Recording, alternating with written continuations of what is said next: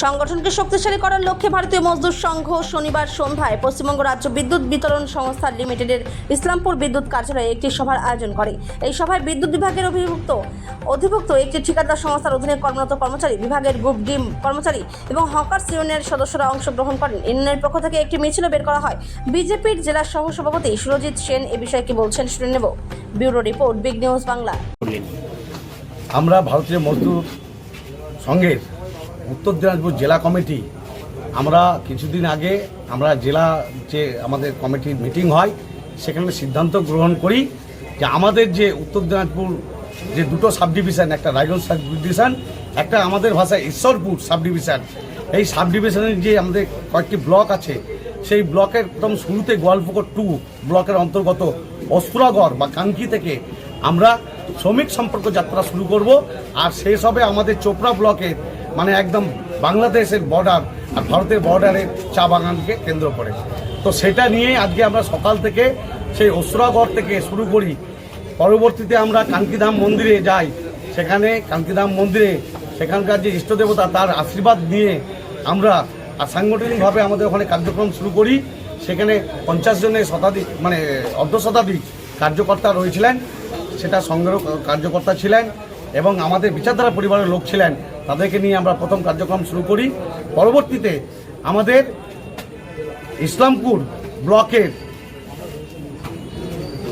চোপড়া বিধানসভায় যে আমাদের যে চা বাগানটার নাম উজালি চা বাগানে আমরা গেছি। চা শ্রমিকদের শতাধিক চা শ্রমিকদেরকে নিয়ে তাদের দুঃখ দুর্দশা সেটা আমরা ভাগ করেছি এবং আগামী দিনে চা শ্রমিকদের নিয়ে যা যা আমাদের করণীয় আন্দোলন, যেমন সঠিক টাইমে ওদের মজুরি, ন্যূনতম যেটা মজুরি সেটা নিয়ে আমরা আন্দোলন করব। তাদের পেনশন ব্যবস্থা সেটা নিয়ে আমরা করব। তাদের যে বাৎসরিক যে আছে বোনাস সেটা খুব 14% ওদেরকে দেওয়া হচ্ছে, সেটা মিনিমাম যাতে 20% দেওয়া হয় সেই ব্যবস্থাগুলো। আর এছাড়া তাদের যে জীবন জীবিকা উন্নতমান করার জন্য মেডিকেল যে ব্যবস্থা সেটা যাতে উন্নত করা হয়, তাদের শিশুদের ভবিষ্যৎ করার জন্য, তাদের এডুকেশনের জন্য আমরা সরকারের কাছে আমাদের সংগঠনের পক্ষ থেকে কিছু কার্যক্রম নেব বা কিছু দাবি দাবা থাকবে, সেগুলো নিয়ে আমরা আলোচনা শুরু করব এবং আন্দোলনের পথে নামবো। যদি সরকার এগুলো মেনে নেয় তো কোনো ব্যাপার নয়, আন্দোলন আমাদের পথে হাঁটবো না। আর সরকার যদি বিগত সরকারগুলির মতো যদি সেই চিন্তাধারা রাখে বা পলিসি রাখে, শ্রমিকদেরকে বঞ্চনার শিকার করা যাবে না, শ্রমিক শোষণ করা যাবে না, শ্রমিক নিপীড়ন করা যাবে না, প্রয়োজনে শ্রমিক দমনও করা যাবে না। শ্রমিক স্বার্থে ভারতীয় মজদুর সংঘ সবসময় কাজ করে এসছে আর আজও করবে, আগামী দিনেও করবে। তারপর আমরা চলে যাই এই সবাই।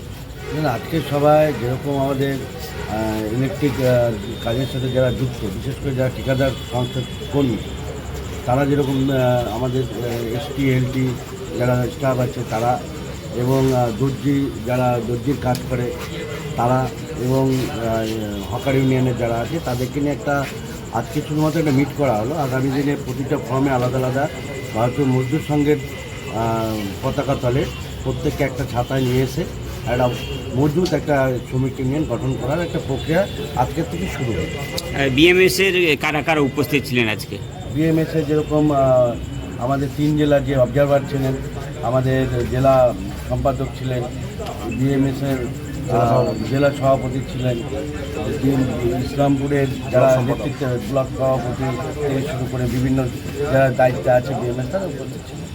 মূলত শ্রমিকদের কোন বিষয়গুলোকে নিয়ে আজকে আলোচনা করলেন? আগামী দিনে এই শ্রমিকদের নিয়ে কি চিন্তাধারা রয়েছে আপনাদের? দেখুন, বিগত যদি আমরা দেখি বাংলার প্রেক্ষাপটে যদি আমরা দেখি, তাহলে বাংলায় যতগুলো এর আগে ট্রেড ইউনিয়নগুলো ছিল আমরা যদি দেখি তাদের দিকে CI2 থেকে শুরু করে INTC থেকে শুরু করে যেগুলো ট্রেড ইউনিয়ন আছে, তারা শুধুমাত্র শ্রমিকদের স্বার্থ থেকে তারা সরকারের স্বার্থ এবং মালিকের স্বার্থটাই দেখে এসছে।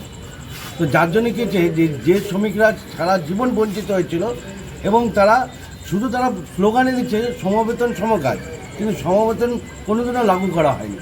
আজকে শ্রমিকদেরকে ওই এক বেতনে তাদেরকে শিডিউলের বাইরে যাও তাদেরকে অনেক ধরনের কাজ করানো হচ্ছে, মালিকরা করাচ্ছে।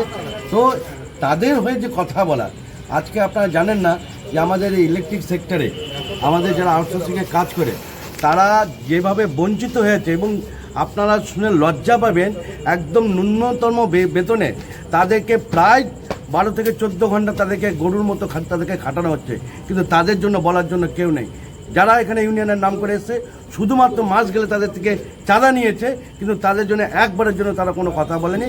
এবং কি একটু যদি তাদের যদি শরীর খারাপের জন্য যদি ছুটি নেয়, তাদেরকে বেতন কাটা হয়েছে, তাদেরকে পানিশমেন্ট দেওয়া হয়েছে, তাদেরকে বসিয়ে দেওয়া হয়েছে, তাদেরকে সাসপেন্ড করা হয়েছে। এই নিয়ে বলার জন্য কেউ নেই। আজ অবধি অনেকে আছে যাদের পিএফ পর্যন্ত ঠিকমতো জমা হয় না, তাদের মেডিক্লেমে পর্যন্ত অনেকের নেই। একটা অ্যাক্সিডেন্ট হয়ে গেলে তাদের পরিবারকে কে দেখবে, তার কোনো ভবিষ্যৎ নেই। এগুলো নিয়ে খারাপ বলবে। তো আগামী দিনে বিএমএস ভারতীয় মজদুর সংঘ এদের নিয়ে লড়াই করবে, তার প্রথম পদক্ষেপ আজকে শুরু হলো।